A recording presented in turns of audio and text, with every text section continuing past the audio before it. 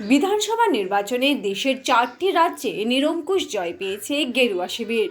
নিজের রাজ্য গুজরাট সফরের দ্বিতীয় দিনে প্রধানমন্ত্রী মোদী শনিবার সকালে গান্ধীনগরে রোড শো করেন। এদিন তিনি প্রতিরক্ষা বিশ্ববিদ্যালয়ের রাস্তায় দাঁড়িয়ে সমাগত বহু মানুষকে শুভেচ্ছা বার্তা জানান।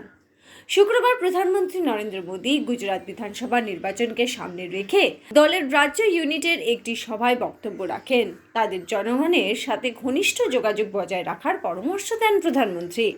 বৈঠকের পরে তিনি টুইট করেছেন। তিনি লেখেন, গুজরাতের রাজ্য বিজেপি সদর দফতরে সহকর্মী দলের নেতা ও কর্মীদের সঙ্গে দেখা করেছি। আমাদের দলীয় সংগঠন কিভাবে আরও কার্যকরভাবে জনগণের সেবা করতে পারে এবং জাতীয় উন্নয়নে অবদান রাখতে পারে সে বিষয়ে আলোচনা হয়েছে। সূত্রের খবর, প্রধানমন্ত্রী নরেন্দ্র মোদী রাজ্যের বিজেপি নেতা ও কর্মীদের জনগণের সঙ্গে ঘনিষ্ঠ যোগাযোগ বজায় রাখতে বলেছেন। সূত্রের খবর অনুযায়ী মোদী দলীয় কর্মীদের গত 10 বছরের সরকার কর্তৃক বাস্তবায়িত বিভিন্ন পরিকল্পনা ও কর্মসূচি সম্পর্কে জনগণকে অবহিত করতে বলেছেন। সূত্রের দাবি, মোদী রাজ্য নেতাদের তৃণমূল স্তরে নেমে কাজ করার কথা বলেছেন, জনসংযোগ বাড়াতে বলেছেন। 4 রাজ্যে বিধানসভা নির্বাচনে জয়ের পরই তার প্রথমে গুজরাট সফর। মায়ের সঙ্গে দেখা করে তার আশীর্বাদ নিয়েছেন নরেন্দ্র মোদী। শুক্রবারই মায়ের সঙ্গে বসে খাবারও খেয়েছেন তিনি। আশঙ্কা উড়িয়ে জিতেছে আশা। পাঞ্জাব বাদে 4 রাজ্যে ফের নিজেদের পকেটে ভরেছে বিজেপি। উত্তরপ্রদেশে হেলায় হারিয়েছে বিপক্ষকে। বিজেপির পাখির চোখ এবার গুজরাট। 5 রাজ্যের পর এই বছরের শেষেই ভোট গুজরাটে। প্রস্তুতি তাই এখন থেকেই শুরু করে দিয়েছে বিজেপি। ফল ঘোষণার পরের দিন শুক্রবারই নিজের রাজ্য গুজরাটে শো এর জন্য নেমেছেন খোদ প্রধানমন্ত্রী। 2 দিনের সফরে গুজরাটে এসেছেন নরেন্দ্র মোদী। বেশ কিছু কর্মসূচি রয়েছে সেখানে। শুক্রবার সন্ধ্যাবেলা গুজরাট পঞ্চায়েত সম্মেলনে ভাষণ দেন তিনি। রাজ্যের পঞ্চায়েতের প্রায় 1 লক্ষ প্রতিনিধি যোগ দিয়েছেন সেখানে। তাদের উদ্দেশ্যে কৌশলী বার্তা দিয়েছেন মোদী বলে মনে করা হচ্ছে। প্রশাসনিক কাজ নিয়েও উপদেশ দিয়েছেন তিনি। এদিন এছাড়াও যুব সমাজের উদ্দেশ্যে প্রধানমন্ত্রী বেশ কিছু বার্তা দেন। যুব সমাজকে দেশের রক্ষার ক্ষেত্রে আরও এগিয়ে আসার বার্তাও দিয়েছেন প্রধানমন্ত্রী। जो सिर्फ रक्षा के क्षेत्र में काम कर रहे हैं, आपकी ये ट्रेनिंग ऐसे नए नए स्टार्टअप की दुनिया में आने के लिए भी आपको निमंत्रण देती है। मुझे विश्वास है कि आप जैसे साथी, मेरे नौजवान साथी, देश की रक्षा को प्राथमिकता देते हुए जब आगे आ रहे हैं, तब एक और बड़ा क्षेत्र है जिसको हमने समझना होगा।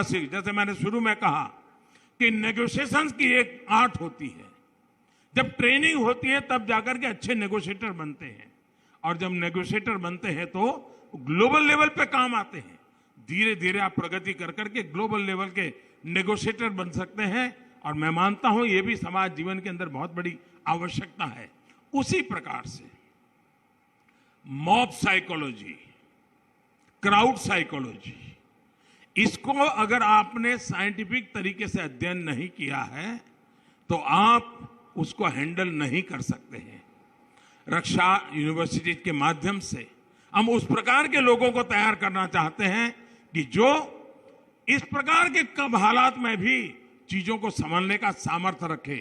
हमें देश की रक्षा के लिए डेडिकेटेड वर्कफोर्स हर स्तर पर तैयार करना होगा। मुझे आशा है कि हम सब मिलकर के उस दिशा में प्रयास करेंगे।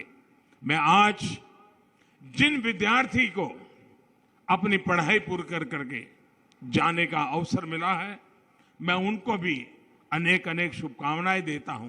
लेकिन मैं उनको कहना चाहूंगा, हो सकता है आते समय आपके मन में विचार आया हो कि यार एक बार यूनिफॉर्म पहन लिया ना, फिर तो सारी दुनिया मुट्ठी में है। ये गलती मत करना दोस्तों। ये यूनिफॉर्म की इज्जत बढ़ाने वाला काम नहीं होता है। यूनिफॉर्म की इज्जत बढ़ती है उसके भीतर मानवता जिंदा होती है। यूनिफॉर्म की हिम्मत बढ़ती है जब उसके अंदर करुणा का भाव होता है।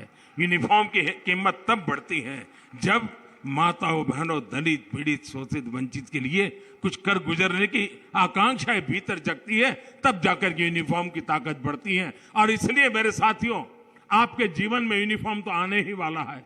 किसी न किसी रूप में आने वाला है, क्योंकि अब इस क्षेत्र से जा रहे हैं। तब मानवता के उन मूल्यों को जीवन में सर्वोपरि मान करके हमें जाना है। हमें मन में संकल्प लेकर के जाना है कि समाज जीवन में इस फोर्सेस के प्रति जो भाव बना हुआ है, उस अभाव को प्रभाव रहते हुए भी अपनेपन के भाव से मुझे जोड़ना है। और इसलिए मैं चाहता हूं यूनिफॉर्म का प्रभाव बना रहना चाहिए, लेकिन उसमें मानवता का भाव कतई नहीं होना चाहिए। इस भाव को लेकर के मेरी सारी नौजवान पीढ़ी आगे बढ़ेगी तो बहुत बड़ा परिणाम मिलेगा।